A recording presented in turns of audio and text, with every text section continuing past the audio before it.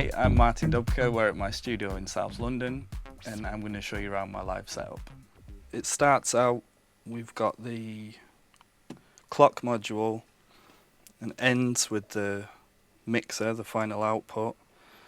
Everything in between can be changed. That's the beauty of it. Starting here, I've got Pamela's workout module, which is the master clock. It's got 8 different outputs that you can you can change the rhythms that come out of it, and you can choose the master tempo there. Then we've got all the tip-top drums. That's the 909 bass drum, 808 bass drum, 909 clap, 909 hats, and this little IntelliGel microstep sequencer controls open and closed hats, kind of like TR style sequencer. And then I've made a little mixer that has the individual mutes. EMW Digi Drum. This is basically I've got 100 samples in there. I think about 50 of which are snares, so I use that for some kind of variety, get a different snare sound, and more or less sounds like a different kit. Wasp filter, that's good for it's quite dirty, it's a bit of the resonance is really sort of screamy. 2 Frequency Central envelopes, which are based on the SH101, I think, or System 100. Tip-top Z2040 filter, which is like which is a bit like my Pro 1, so I kind of like that for bass. Manhattan Analog Mix, that's my last, before the output, it's drums, bass, lead. Up here, shuffling clock multiplier, which is exactly what it says.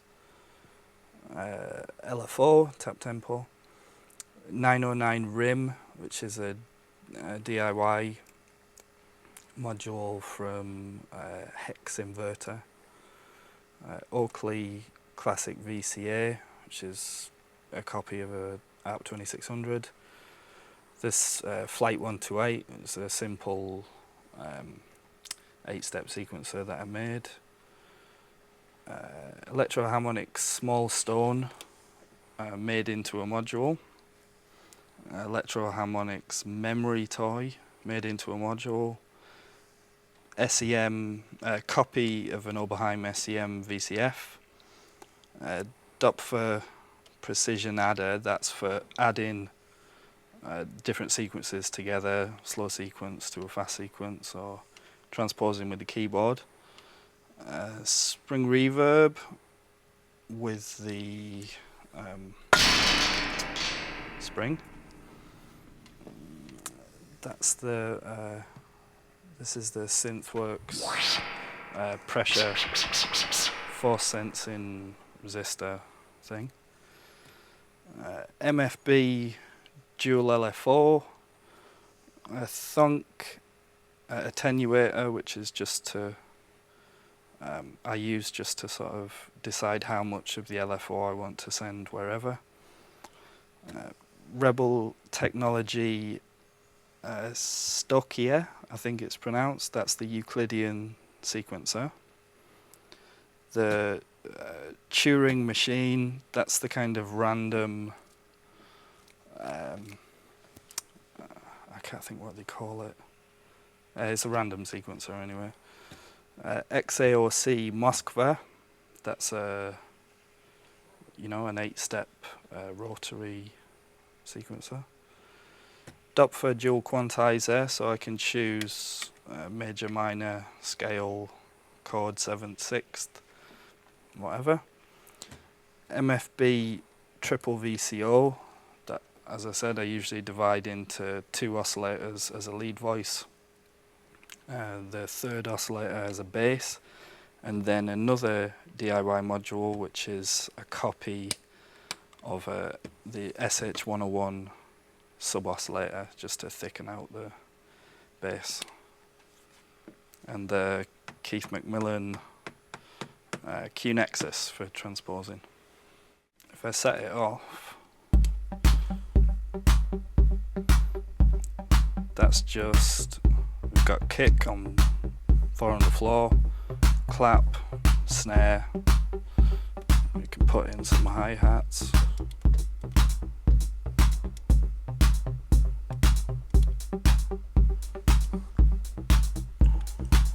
Okay, and then I've got a little mixer in here where I can mute all of the drum sounds separately and all at once. So kick, clap, snare,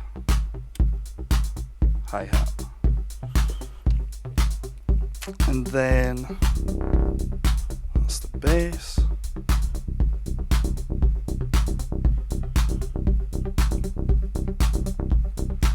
So the rhythm from the bass is coming from I've got this little Euclidean sequencer down here, which you can kind of change the rhythms just with a dial, and they're all, you know, if you Google Euclid, there's some formula made up, you know, that's like all of our favorite rhythms. So that's kind of a foolproof, you know, good groove. And that, you can hear, that's without the sub oscillator. And that's with.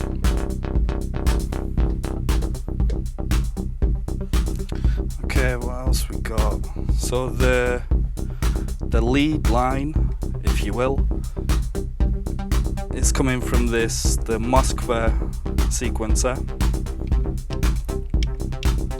and we can change the number of steps and stuff, the pitch, and that all gets fed into a quantizer, which means that it comes out musical, and that it's, you know, I can pick it whether it's minor or major, whether there's a seventh or whether it's from a scale or whatever. So the sequencer goes there, into the oscillators, into the SEM filter.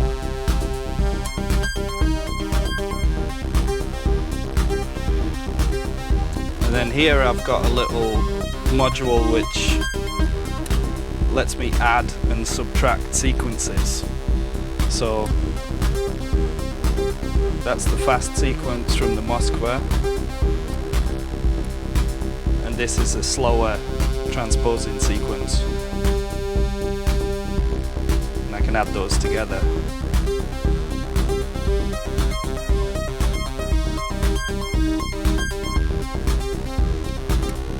Take them off, switch octaves.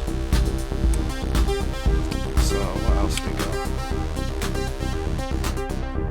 So out of that filter on the lead, at the moment it's going into a delay which I made out of a Electro Harmonics memory toy. Made that into a module so we can get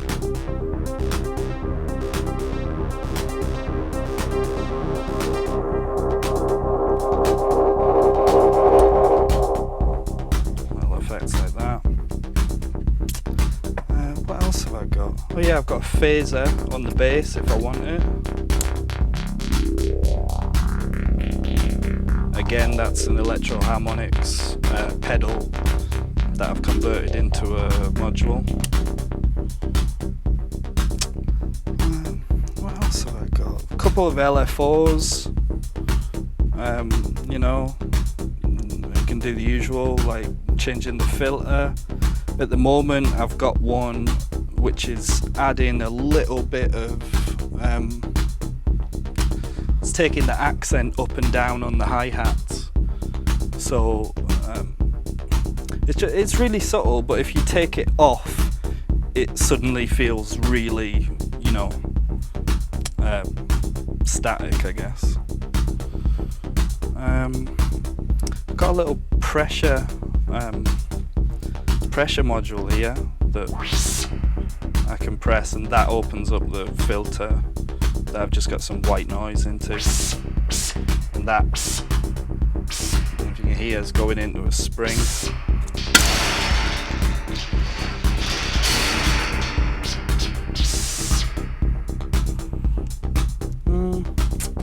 What else? Yeah, I've got a couple of kicks, so I can change the sort of...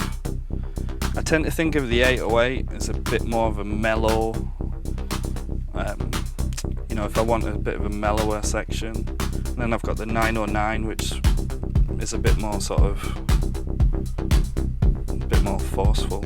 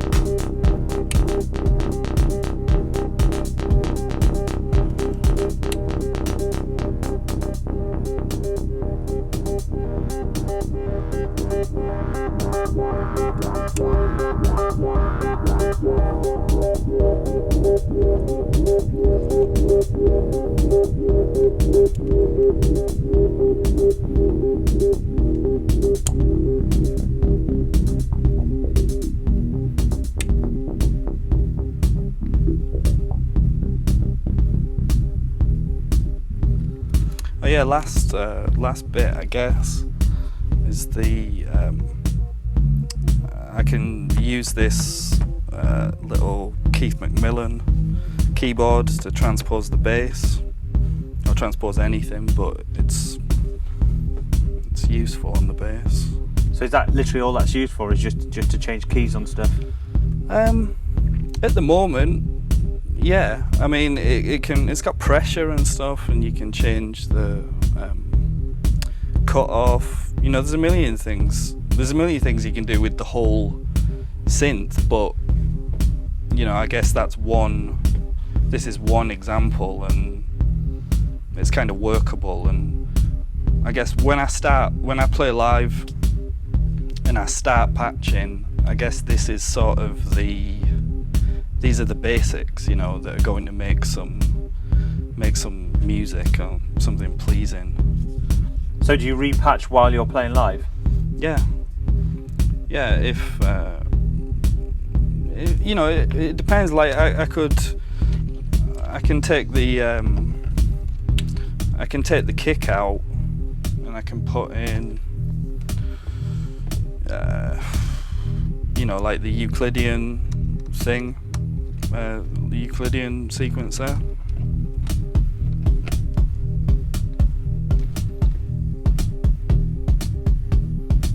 And like I said, it's got these rhythms in it, which you define where you want it to start in the bar, and you define how many beats are in it, in the rhythm, and it spits out these really just like pleasing beats.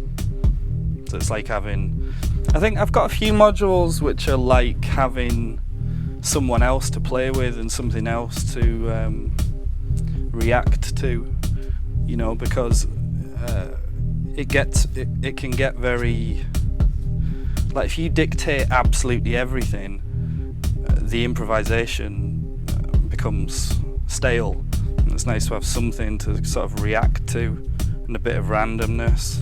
So in terms of sequencing live, or coming up with melodies and ideas live, that's literally pressing buttons on the sequencers. You don't play with the MIDI keyboard when you don't play lead lines or anything on it. Yeah. Oh, but that's the whole, you know, if I want to, that's the beauty of it to me. If I want to do anything, I can do it, and you know. So you just patch the keyboard, route the keyboard to the lead synth, and then you can just play a lead line. Exactly. Yeah. I'll send it to. You can hear it changing already. Where's that?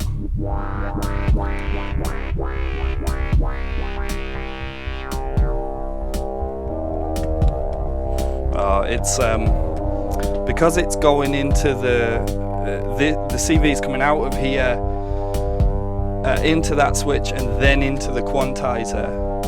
The quantizer's dictating which steps of the scale I've got, so it's perhaps not the best way of doing it, but that it means that you can't go out of key though. It does, yeah.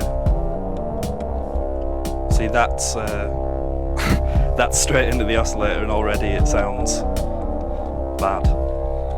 So, but yeah, that's. I mean, that's good for. It's nice to have a lead sequence going, and if you change the sort of bass note that's underpinning that, it gives you a bit of the harmony has a bit more depth, you know, because all these are obviously monophonic. It's quite hard to sort of get some harmonic complexity out of it. I mean, do you think you'll add like a polyphonic element where you're playing all those? I thought about getting a little keyboard, you know, maybe like a Tetra or something like that. But it's. I've sort of realised that the more I expand the setup, it doesn't really get better, you know. And I think the limitations of it, of just having this, and you know, there's no computer and there's no sequencing, there's no set. I quite like playing within those limitations, you know, and because if you've only got a kick and one monophonic synth, you really wring everything out of it that you can, you know, you really milk it. So what is the future of the setup apart from a case? Oh yeah, this is a temporary case. When you see me at ADE, I'll have the proper one finished. But I'm not sure the future of it. I think the more I use it, the more I realise that I just need sort of more quantizers and maybe some more oscillators, because again, it's like the sort of harmonic complexity I think is missing, and without that sort of harmonic element, it always ends up being a bit techno, you know, because you're kind of stuck in one root key and things, and that's why I've got the keyboard and stuff. I'm trying to move out of that. And what about effects? I mean, will there be more pedals and stuff getting made into modules? Possibly. I mean, I think my total favourites are spring reverb, phaser and delay. You know, I can't really imagine. I don't think I'll be building a flanger or anything anytime soon. I think that's enough.